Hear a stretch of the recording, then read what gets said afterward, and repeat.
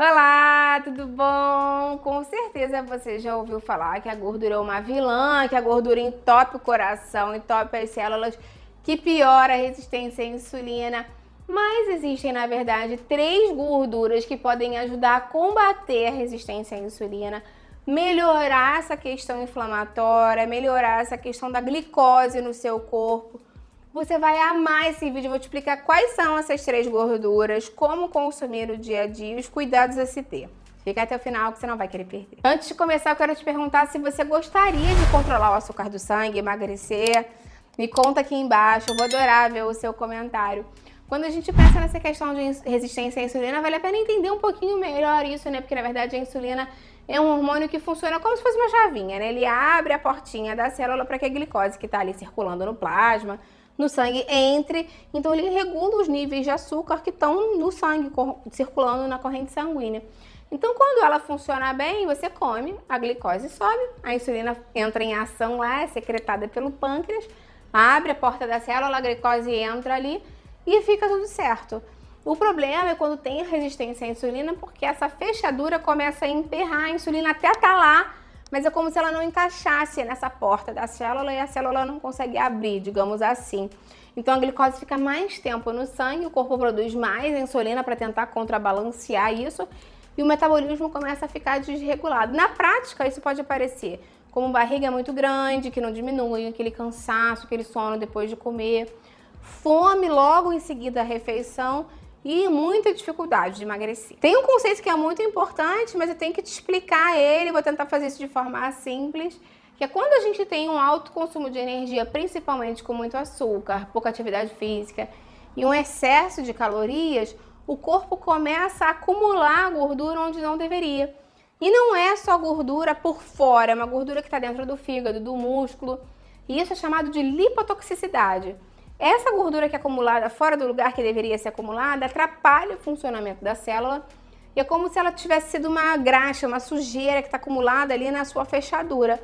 A chave tenta entrar, né, que é a insulina mais ou menos, mas ela não consegue se encaixar bem por causa dessa sujeira e não funciona direito.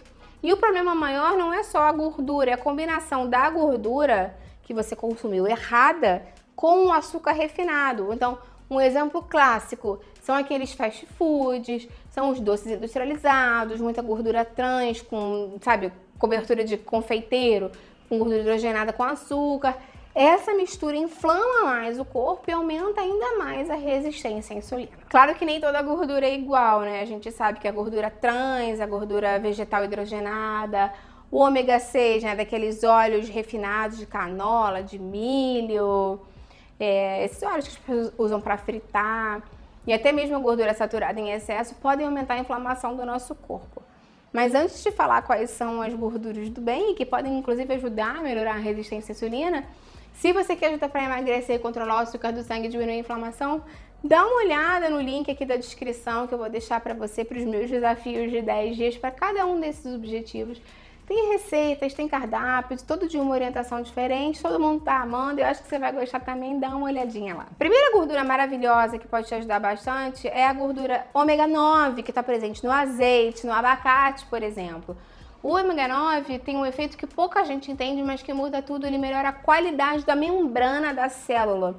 Pensa na célula como uma casinha, né? Ela tem uma parede e nessa parede tem uma fechadura onde a insulina se encaixa.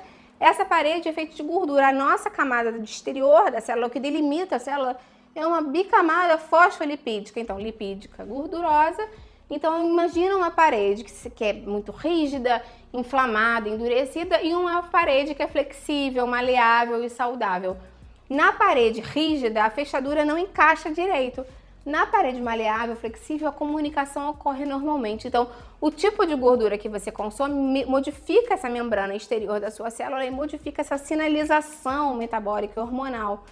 O ômega 9 deixa justamente essa membrana mais maleável, melhora o funcionamento do receptor de insulina e facilita a entrada de glicose justamente para dentro da célula. Mas não para por aí, porque esse tipo de gordura saudável também atua na inflamação, ajuda a reduzir sinais inflamatórios crônicos de baixo grau e melhora todo o ambiente metabólico. E tem um detalhe muito interessante também, que o ômega 9 ajuda a reduzir o acúmulo de gordura em locais errados, que eu te falei antes, né? Como o fígado, a lipotoxicidade. Então, na prática, significa uma melhor resposta à insulina, mais estabilidade de energia, menos picos e quedas de glicose. Por isso que esses padrões alimentares ricos em azeite, como a dieta mediterrânea, estão tão associados à melhora do controle glicêmico, melhora da resistência à insulina e à saúde cardiovascular como um todo. Nossa segunda gordura maravilhosa, uma das mais estudadas pela nutrição, que é o ômega 3. O ômega 3 está presente principalmente em peixes gordos de águas profundas, como sardinha, salmão, atum, arenque, cavala. Mas ele também está presente nos precursores, como as sementes chia, linhaça, que tem o ALA, né, os precursores do ômega 3. Ele atua direto na raiz dos problemas da resistência à insulina, que é justamente a inflamação crônica de baixo grau. A inflamação, a gente sabe que ela é silenciosa, né? A pessoa não sente dor, mas o corpo está constantemente ativado e isso atrapalha a ação da insulina, como se fosse um ruído, sabe, na comunicação. E o ômega 3 age como um freio nesse processo, porque ele diminui a quantidade de substâncias inflamatórias, as citocinas inflamatórias, modula vias mais anti-inflamatórias do nosso corpo e melhora o funcionamento celular. E tem um ponto ainda muito importante, porque ele melhora o funcionamento da mitocôndria, que é a usina de energia da nossa célula. Quando a mitocôndria funciona bem, o corpo usa melhor a gordura como fonte de energia, usa melhor a glicose, produz mais energia. Então, quando o corpo tem uma piora nessa questão da otimização da energia, da utilização energética, a resistência à insulina piora também. Além disso, o ômega 3 ajuda o fígado a não acumular gordura e menos gordura no fígado tem um melhor controle da glicose, né? A gente sabe que está tudo interligado. Na prática, a gente pode acabar tendo menos inflamação, melhor metabolismo e melhora da resposta à insulina, por isso que ele é tão estratégico e tão utilizado.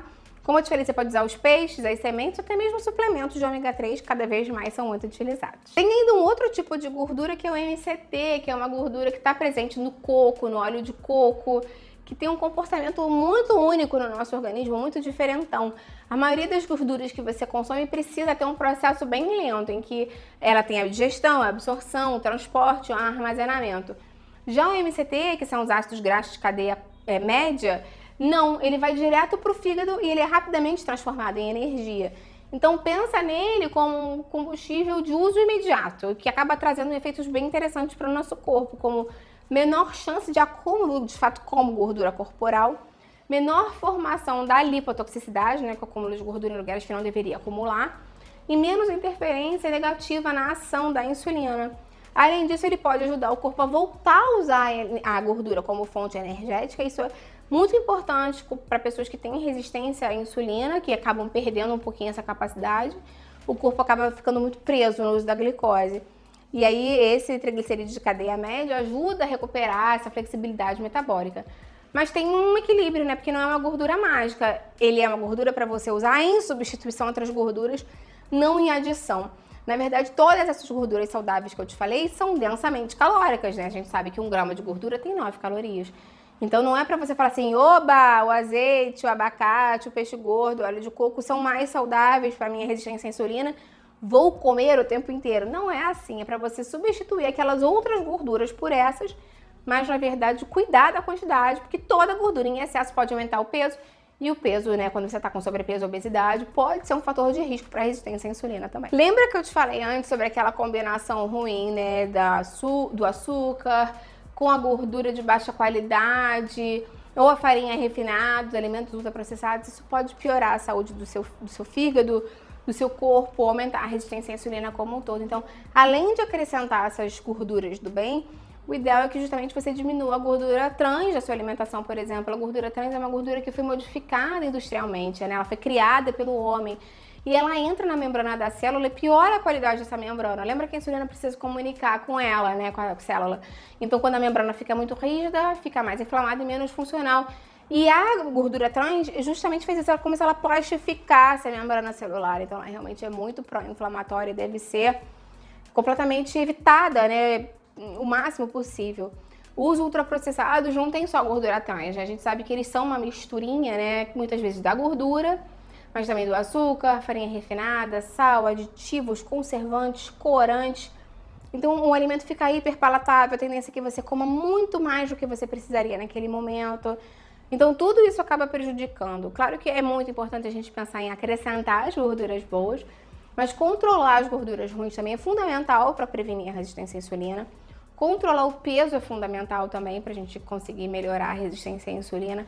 Melhorar o metabolismo dos carboidratos, comendo bastante fibra, proteína, alimentos saudáveis, né, com as gorduras saudáveis, vão ajudar a criar um ambiente metabólico mais favorável para controlar o açúcar do sangue, melhorar a resistência à insulina e diminuir essa inflamação crônica de baixo grau do nosso organismo. Quero saber de você se você já tinha hábito de consumir essas gorduras saudáveis, quais delas você consome, porque eu sei que algumas são mais fáceis que as outras, né? Mas lembra que o azeite não precisa ser uma super quantidade. Tem gente que fala assim, o azeite é muito caro. Mas você pode colocar um fio de azeite por cima da sua salada para conseguir os benefícios. O peixe, você pode utilizar os enlatados, o atum e a sardinha em lata, são alimentos de boa qualidade, enlatados, que podem fazer parte do seu dia a dia. Então, sabendo fazer as melhores escolhas, a gente consegue acrescentar esses alimentos de uma forma mais econômica para conseguir viabilizar isso no nosso dia a dia. Me conta aí quais dessas gorduras boas você já consumiu, vai passar a consumir. Eu vou adorar ver o seu comentário. Lembra de deixar a sua curtida no vídeo, ela é muito importante para mim, e também de compartilhar, né, com quem vai precisar dessa informação, quem você já sabe. Vamos ampliar nossa corrente do bem, que é isso que eu quero aqui com o canal. Até a próxima, tchau, tchau.